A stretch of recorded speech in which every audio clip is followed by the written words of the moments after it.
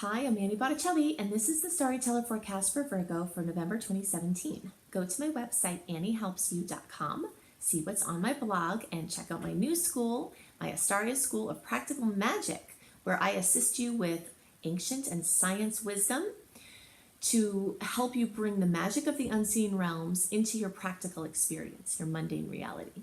So what's going on in the month of November? We're still in this window for half the month up until the 15th, free of personal planets being retrograde, which gives us the push to push forward, make big decisions, have closings, buy things, sell things, launch things. This is the second to last window before the wall of retrogrades of personal planets starts in March of 2018. From March of 2018 on, pretty much the whole rest of the year is this wall of personal planets being retrograde. That brings with it its certain graces and its certain wonderful things. But if you're trying to get some things going and launch things and establish things, this window through November 15th and then the one that starts after January 12th in the early part of the year, those are the last ones you have until into 2019. So take advantage of them. And if you have to squeak a couple of things in past the 15th, I'll give you a couple of dates when I talk about the general transits that could be good for some last minute things. So I want to give you an extensive general transit report, but first I want to give you some things specific for Virgos. We're going to talk about the full moon and the new moon this month and see where they're hitting for all of you. The early degree placements are going to have this full moon in Taurus hit in their 9th house, early and some middle degree placements. We'll have the full moon on November 3rd hit in the 9th house. The rest of the middle degree placements and the late degree placements are going to have the full moon hit in the 8th house. So let's talk about the differences there with the manifestations. So remember that full moons bring something to light. They bring something to completion, to fruition. They often bring high emotions. This is going to be a very powerful full moon because there are so many aspects that are occurring between the 1st and the 4th of the month, which I'll break down when we talk about the general transits. But just suffice to say for now, there is a lot going on at that time.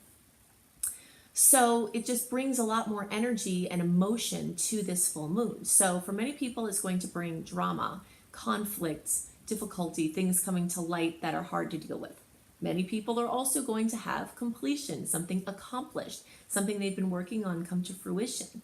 You know, there's no way of really telling how this is going to manifest. It's just a fullness, a coming in, you know, into full glory of whatever it happens to be for your manifestations. So the 9th house has to do with teaching, learning, any education programs, international business, international travel, anything having to do with different countries, different cultures, different languages.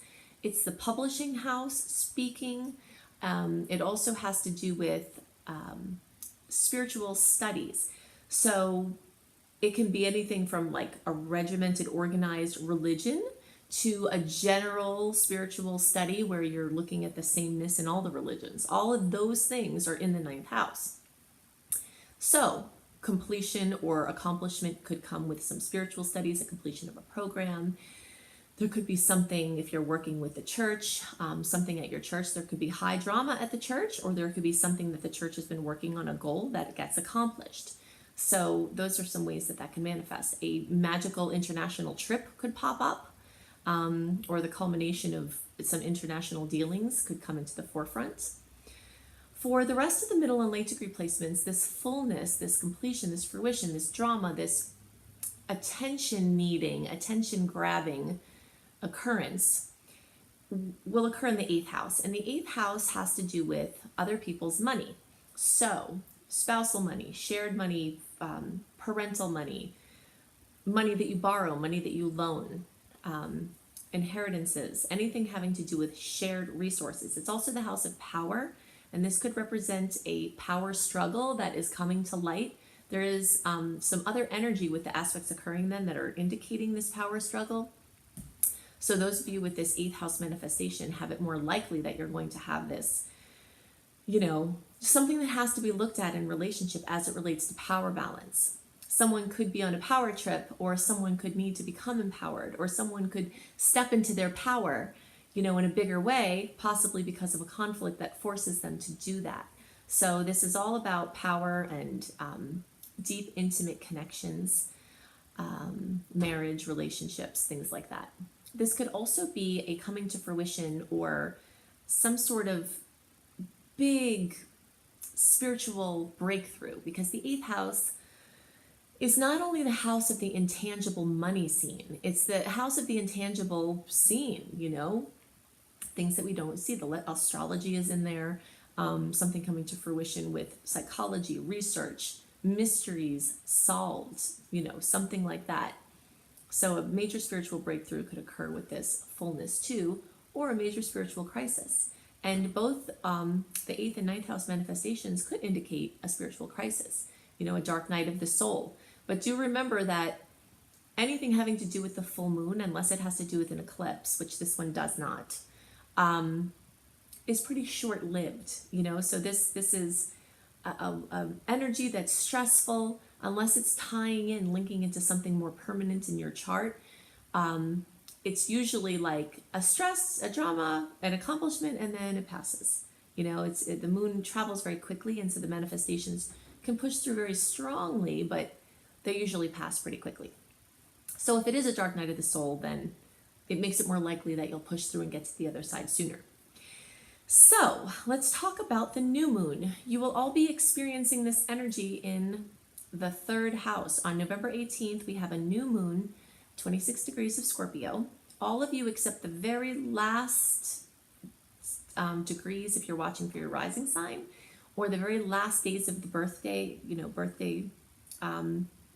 all of you will have this in the 3rd house. But even those of you who are just grouped in that very last couple of days or couple of degrees, it will be in your 2nd house, the new moon, but it's close enough to the 3rd house that what I'm about to say will still very likely be relevant for you. There might just be a couple of other pieces for newness, new opportunities, clean slate with money. Okay, so the 2nd house has to do with money. So you very late degree placements might also get some new money opportunities. Now, as I say this, it's really fair game for all Virgos to have new money opportunities. And that is because there's going to be a Jupiter-Venus alignment on November 13th that with Jupiter enhancing money, which is Venus. So an amazing opportunity for making money, for romance, for anything having to do with love, beauty, money, self-esteem, empowerment around the 13th could apply for everybody. Okay, but that's different than the new moon energy, but it's occurring close to the new moon time. So let's talk about the manifestation of the new moon in the 3rd house. So new moons give you wishes. You get 10 wishes. If you want to best use these 10 wishes in Scorpio, go to my website, anniehelpsyou.com, click on blog, click on the astrology section, and do a search for new moon Scorpio. I have a list of how you can make powerful new moon in Scorpio wishes. And so when you align your wishes with the energies that are present with the sign that the new moon is in, it gives more boost to having your wishes come true. So you can check that out. And you can also check out my video, Making Wishes Come True Using Astrological Power Periods. So you can look at my website for the blog, and then you can search on my YouTube channel. If you just put Making Wishes Annie, I think it comes up even with that search. So what is the 3rd house about? The 3rd house has to do with transportation and communication. It has to do with siblings, neighbors, aunts, uncles, cousins. So there could be new opportunities with one of these relatives. For you very early degree placements, even though this new moon is in the 3rd house, it is close enough to the 4th house where something involving home and family and parents could also factor into that new moon. The 3rd house are those other relatives, and the 4th house is more like, your immediate family, both the one that you've made and the one that you came from, as far as like your parents and who lives in your household with you. So you can see new phones, new computers, new cars, new bikes. So even though November 18th is when this new moon is, and November 15th was the time I said, okay, our free-for-all with pushing forward and buying things and doing things is starting to come to a close, When the new moon comes, you're close enough to Mercury's retrograde shadow period starting that if you have to push some things through, like if you really need a new device, or the start of the Mercury retrograde shadow gets your car or your devices on the fritz, this is, the safer time than it will be if you wait to get deeper into the transit as you get later into November and into December and even early January. So this is a good point for you if you're thinking something is on the ropes, to kind of just push forward and go ahead and make the jump. Because it wants to give you new communication lines. It wants to give you new transportation lines, and that's what it's all about. So these are the things that are most on my mind for Virgos this month. I want to give you the play-by-play, give you the general transits, the dates of transits, what the transits are, what you might be able to expect with those transits, how to best use them. So I'm going to go into all of that now. So the theme of the month for all signs for November 2017 is Train Your Inner Hero. And this is on account of a bunch of aspects with Chiron. Chiron is an asteroid. It's named after a gentle centaur in Greek mythology. Many people who follow Chiron in their charts will know that he's known as the wounded healer. So when you're following him in your chart, this is a place where it's like your Achilles heel, you're strongest everywhere else except there. That's your sore spots, your most vulnerable points. But there's another aspect of Chiron that's lesser known, and that is that he was a trainer of heroes. Many of the figures in Greek mythology, the heroes in Greek mythology that won these victories that we've heard about all this time, they were trained by Chiron. And so as we have aspects with Chiron, challenging and more soft, we have this wonderful opportunity not only to work on this tyrant-victim polarity that comes up so readily on the earth plane. That's another piece of Chiron, is to remember that when we feel like someone is being a tyrant to us, then we're automatically a victim, and vice versa. So the belief in any point of that polarity brings perpetuation of the dynamic back and forth and the role playing back and forth. So Chiron assists us to transcend these energies and to drop the story of victimhood and plant the seeds of empowerment.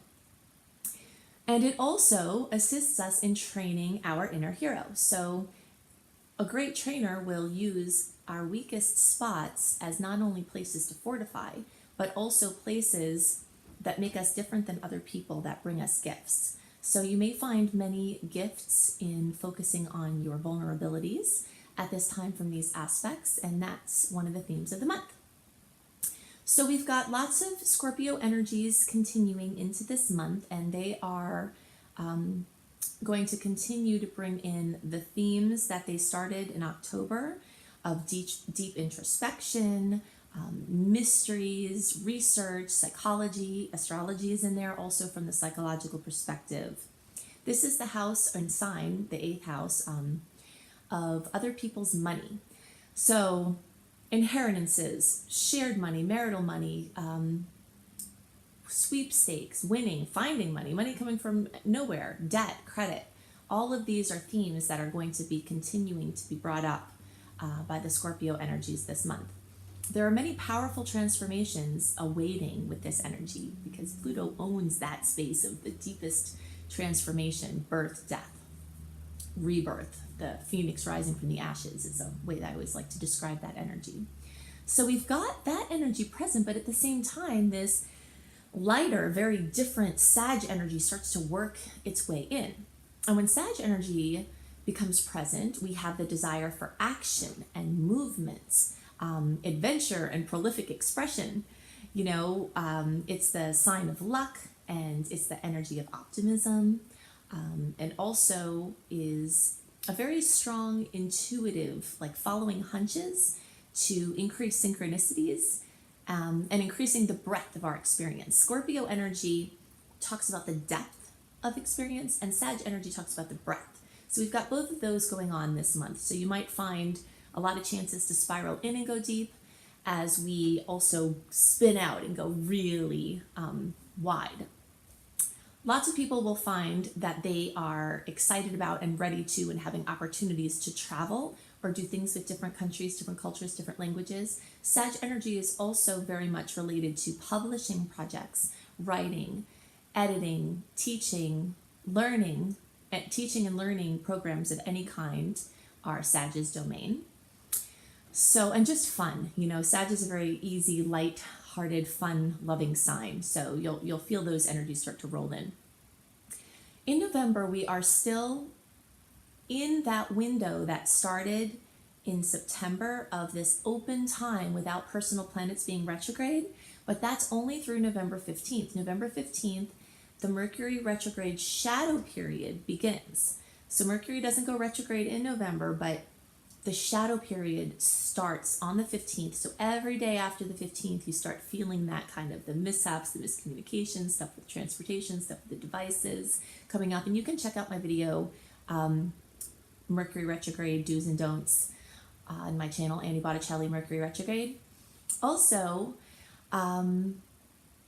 you can just tune in to what's happening, and this is one of the most important things that I'd like to teach about astrology, is that you can hear about what's going on in the energies, but the more you start to match these dates with feeling into them, that's the biggest thing, because you will notice it.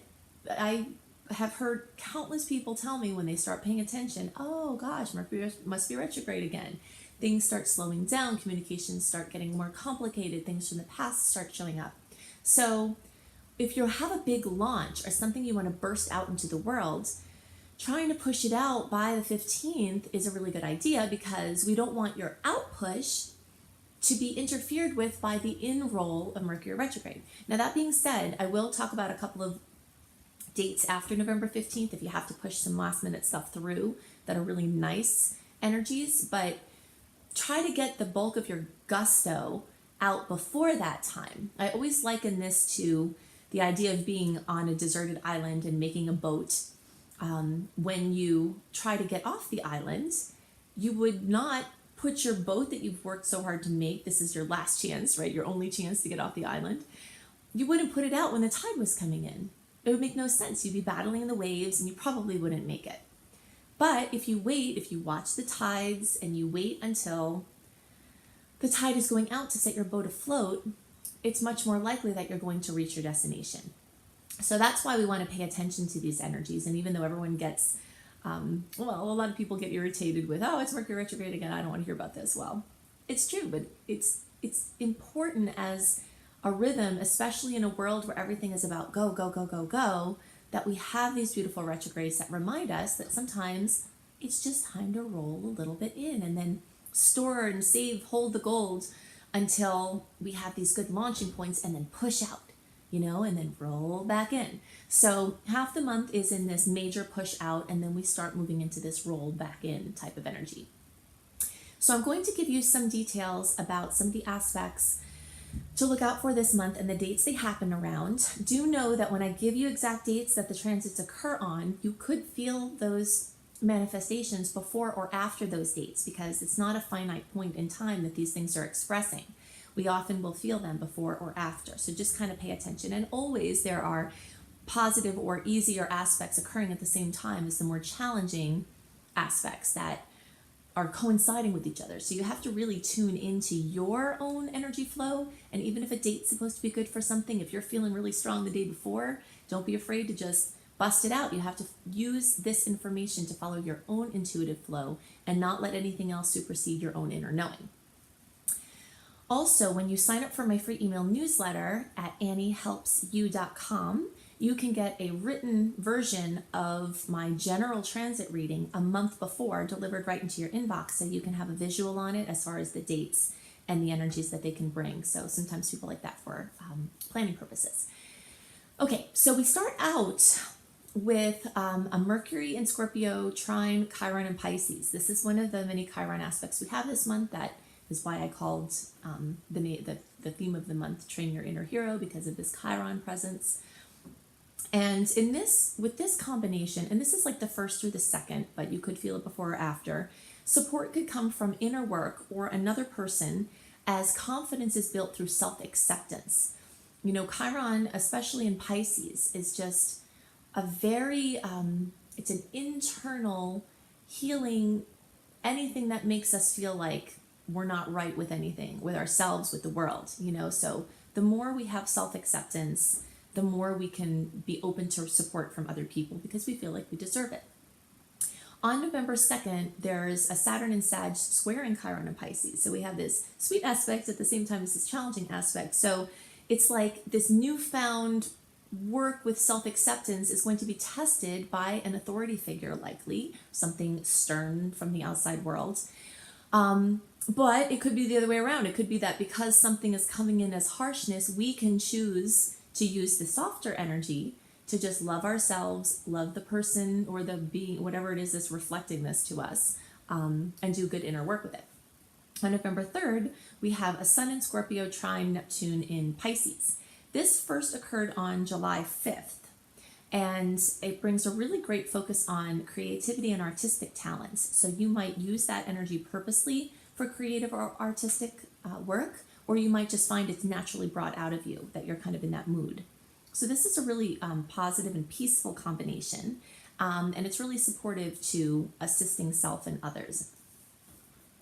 So then on November 3rd, we also have this full moon at almost 12 degrees of Taurus. Full moons bring fullness, completion, fruition to the sign that it is occurring in. Sometimes it brings drama. Sometimes it brings elucidation, the bringing to light of something. So that will be in the areas of everything Taurian. So this is personal finances, your own earned income, luxury items, earth, eco-related projects. This has to do with your values and also has to do with self-esteem. So we've got a really busy time at the beginning of the month because coinciding with this full moon, we also have something else going on November 3rd, which is Venus in Libra sextiling Saturn in Sagittarius. A sextile is a very favorable aspect. It usually is one that requires you to take action in order to get the good possibility from it. So when Venus and Saturn come together, it's really great for taking steps forward with long-term projects. And since there's energy in Libra, it would favor partnerships or working with someone on something. And this is a really great launching point for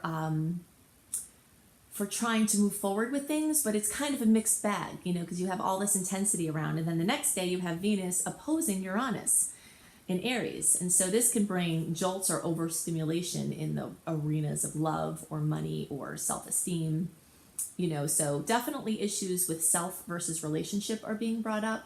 So it's possible that as you have a chance to move forward in partnership, the fears could come up, of merging, and so you can use your intuition to see what you're supposed to do with that, but there's definitely a lot of energy around partnering and doing something for the long term.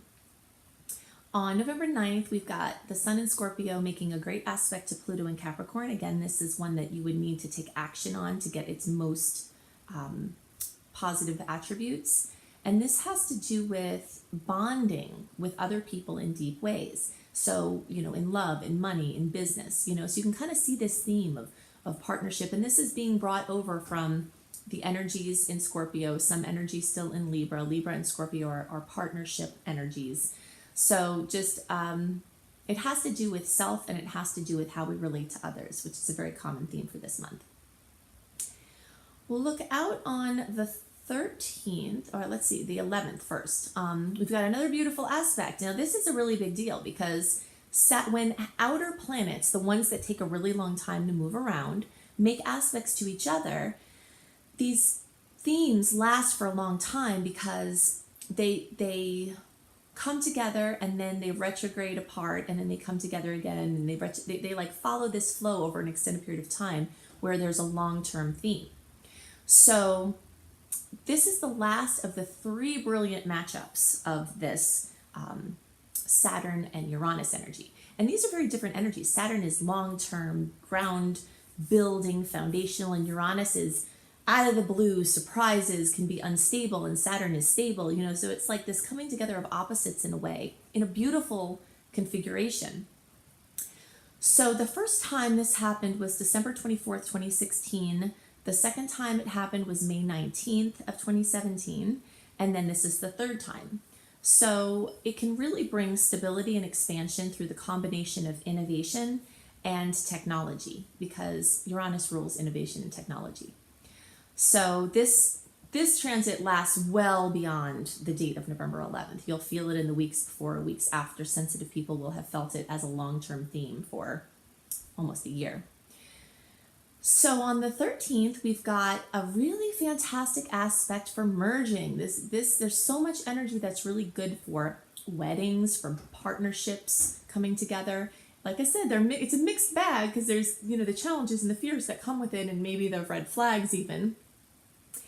But Venus matching up with Jupiter is one of the best combinations for love and money, because Jupiter's a great expander and Venus rules love and money. So it can very thoroughly expand. Anything that you do on this day or around this day, as far as money or love, can be very, very powerful and transformational. So I really love it as a launch date for business things. Again, you just have to feel in, because there is an aspect on the same day where Mercury, which is ruling communication, is squaring Neptune. And that can mean you're not seeing things clearly, So if you've already done all of the work where you have to, do your testing to make sure everything is cool to move forward, then this could just be a little blip. But if you're just meeting someone at this time, there could be an intense meeting, either romantic or otherwise, but there's this piece where you're maybe not seeing everything really clearly as well. So you just have to look out for that.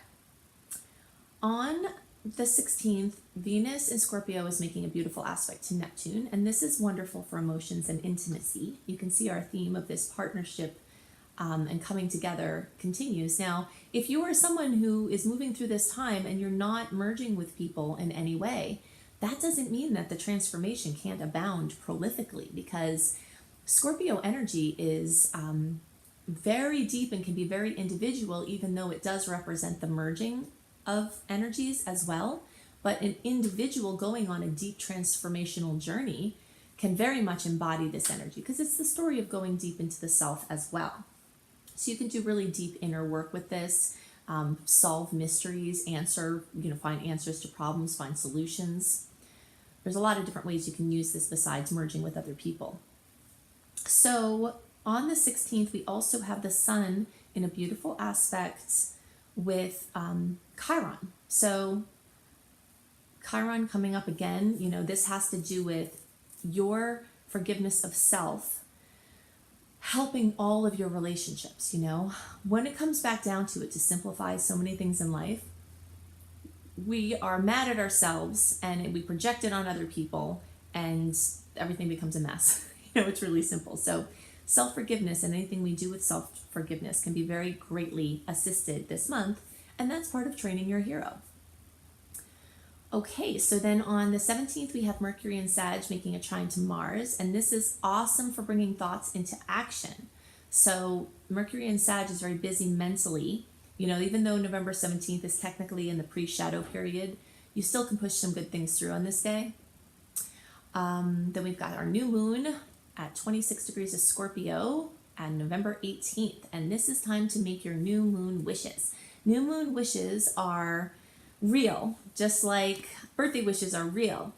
You've got this new open window, especially when you align your wishes with the sign that the new moon is in.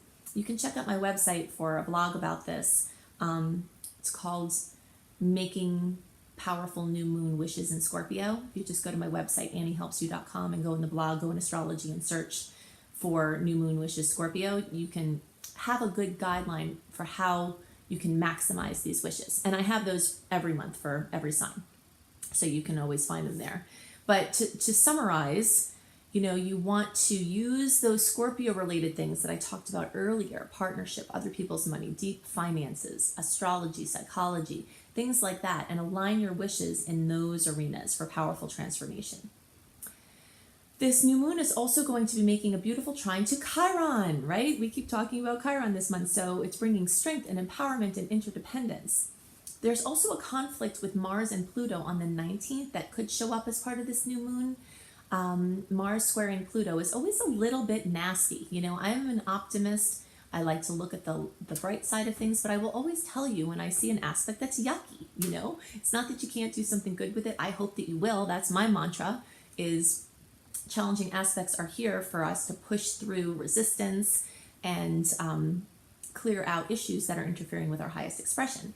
But it can be kind of nasty, you know? Aggression, violence, you know, all of these things. If you are to try to avoid circumstances where things like that could occur, be very careful driving, you know, don't antagonize a crazy person. Things like that are good to avoid when you have a conflict with Mars, which is the ruler of war, and Pluto, the ruler of the underworld. So this first occurred on February 22nd. And it definitely brings the need to carry extra awareness, because it will definitely bring stress and conflict in many cases. Partnership commitments or unwelcome opinions from key relationships may come up, and how you respond to them could be part of the manifestation of this transit as well. By November 21st, that energy has cleared. We've got Venus and Scorpio making a great angle to Pluto. So now maybe that conflict brought things up, and now there's a smoothing over points. This can be very intense emotional or romantic experiences. This can have to do with amazing financial opportunities. So like I said, I had mentioned earlier that there'd be a few spots that would be okay for pushing some things through that are last minute things. You know, I don't love them as the big launches if you can help it, only because you're kind of getting into that Mercury retrograde energy. But if you've got to push some last minute things through, November 17th was a good time. November 21st has some good energies. And on the 22nd, we have Neptune going direct in Pisces. So of course, anything that Neptune does is going to affect everybody, but it will affect Pisces even more. When your ruling planet, it's not just because Neptune's in the sign of Pisces, it's because Neptune rules the sign Pisces. So this is a very sobering time, you know, so it's good for becoming practical and organized and making the abstract more concrete. On the 25th, we have a beautiful aspect with Mercury in Sagittarius, trining Uranus and Aries. And like I had said before, even though Mercury shadow period is happening, there are going to be people whose stuff starts to break down at this time and they need to get new devices. This would be a good point to push through, like if you have to get in a vehicle, if you have to get a device. If you haven't done it earlier in the month and things start to break down now from the shadow period having begun, this at least carries some good energy if you have to get some of those new things for things ruling communication and transportation. On the 26th, we have Venus and Scorpio making a trine to Chiron and Pisces. So this is really empowering for finances or your self-esteem or your romance sector. On the 27th and 28th, we have Mercury and Sagittarius making a conjunction to Saturn in Sagittarius. So big picture dreams, which is Sagittarius rules big picture dreams, may need some harnessing and organizing now. That's the influence of Saturn. So that's possible how it could manifest for you. Alternatively, hard work done to rein in scattered efforts can be very much rewarded. You know, since Saturn can be kind of serious and Sag can be light, sometimes the coming together of these energies can be something annoying and limiting to our flow and our expansion. But if you use the energy right, then it can be very productive, especially for long-term ventures. So these are the things that are most on my mind for the month of November for everybody. Definitely check out my website, anniehelpsyou.com, see what's new in my blog. Check out my new school, my Astaria School of Practical Magic. If you are an empath, if you are a sensitive person trying to navigate in this crazy world and it feels like the rules are different for you and you don't know why everything is different than mainstream for you, it's definitely an amazing and magical, wonderful support system. So you can check that out at anniehelpsyou.com. Also, definitely check out my husband, B.R. Newman's Tarot Scopes. You can go to iamhelios.com, iamhelios.com. If you haven't already signed up for my free email newsletter, then definitely do that on my website at anniehelpsyou.com. And if you have signed up for my newsletter and you're not getting it, we need to figure this out because I send it out religiously every month, a month early. I always have. I will as long as I can. And so if you're not getting it, something's going on with your inbox. It could be in spam, it could be in social promotion events folders. If you use the contact in your welcome letter that I send, there's a contact address that I say to add. And when you add that to your contacts, it gives the message to your email service to put things from me right into your inbox instead of one of those other folders. So I hope you have a wonderful month, and I'll see you next month. Bye.